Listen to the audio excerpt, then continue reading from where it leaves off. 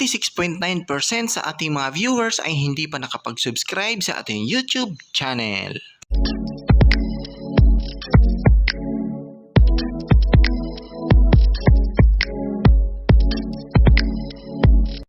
Disclaimer: this channel does not promote or encourage any illegal activities.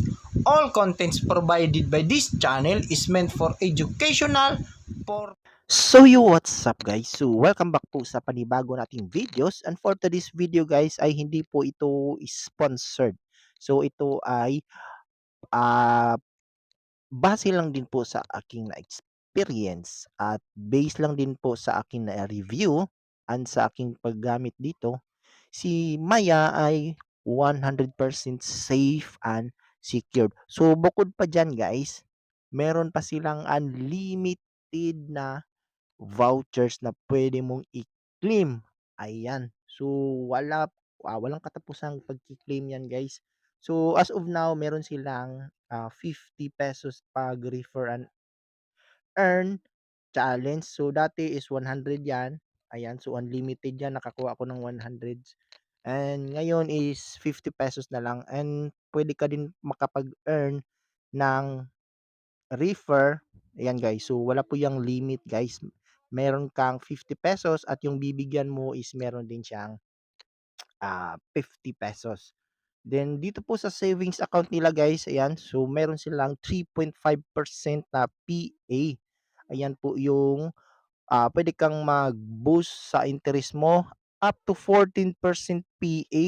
Ayan po guys, napaka laki ng rate po ni Maya. So dito sa credit, meron din po silang credit and meron din po silang personal loan. So up to 250,000 instantly. So pwede kang makapag-apply diyan, guys. And then you can pay in 4 payment. So yan po ang nakalagay, installment every 2 weeks at your fave shops. At hindi lang yan guys, meron din po silang virtual card para sa online payment at saka meron din silang Maya card, physical card. So kung gusto mong mag-withdraw ng pera sa mga ATM, so napaka-convenient lang po niya guys, kasi pwede mo itong magamit at pwede mong withdraw yung pera mo gamit ang Maya. So pwede mo yang mag-order ka lang dito guys. Libre lang po yung pag-order kung nakuha mo yung requirement. So kung hindi mo nakuha, meron naman din silang bayad. So makukuha mo lang yung card dito sa settings nila guys. Dito mo yan makukuha yung cards. Ayan. Dito, mag-order ka lang. Ayan. So dito guys, order a Maya card. So meron yang mga, ayan. So order a physical card. Ayan. So 200 pesos. I'll do it later. Ayan. So kung meron ka na, pwede ka namang mag-order. Ayan. Kung wala, pwede ka din mag-order. Kung meron ka na, pwede din. Kasi pwede yan mag-add guys. Oh. Ayan.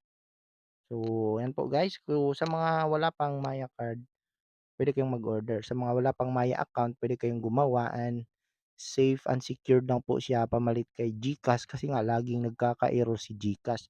So, kung wala kayong Maya, pwede kayong mag-create ng account gamit yung number. So, kung ano yung number sa GCash mo, pwede din po yung number na yon dito sa Maya. So, okay lang po kahit same number. Magkaiba naman po sila. At hindi lang po e-wallet si Maya, kundi bank din po si Maya. So, powered by Maya Bank.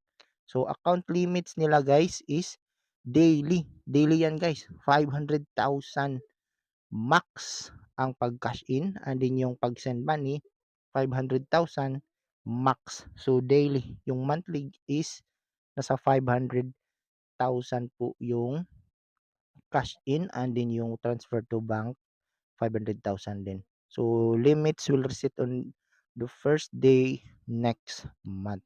So yun lang po kinaganda ni Maya guys. So sa mga wala pa, pwede na kayong gumawa ng account. I-click nyo lang po yung link or referral link natin sa baba or sa ating comment section para magkaroon din kayo ng 50 pesos na referral. Ayan. So, i-click nyo lang po yan.